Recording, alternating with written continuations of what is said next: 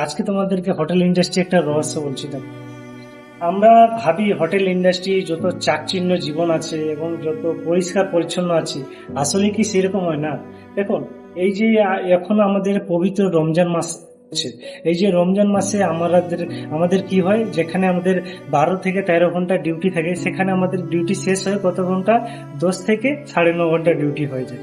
আমাদের এই জীবন, মানে এই মাসটা আমাদের জন্য অনেক ভালো এবং আমাদের জন্য অনেক আরামদায়ক, কারণ আমরা ভালো মতো ঘুম থেকে উঠে এসে ডিউটি করতে পারি এবং শান্তি শান্তির সঙ্গে আমরা ঘুমোতে পারি, সব কিছু করতে পারি। কিন্তু এই আনন্দের পিছনে আমাদের একটা রহস্য, মনের মধ্যে দুঃখ কাজ করে। কারণ কি, যে রমজান মাস থাকে না, তখন আমরা কি করি, হাড় ভাঙনি খাটনি খাটি।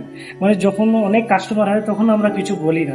এই রমজান মাসটা এলে আমাদের ম্যানেজার বলো বা ওনার বলো আমাদের বেতন কম করে দেয়। কারণ হোটেল ইন্ডাস্ট্রিতে যত ঘন্টা তোমার ডিউটি থাকবে, তত ঘন্টার মধ্যে তোমাকে একটা ইনকাম দেয়। আমি একটা কথা বুঝতে পারছি, যখন আমরা কাস্টমার বেশি থাকি তখন তো আমরা বলি না যে হোটেল ইন্ডাস্ট্রিতে এত কাস্টমার হচ্ছে, আমাকে পয়সা বাড়িয়ে দাও, আমি কিছু দেবো না।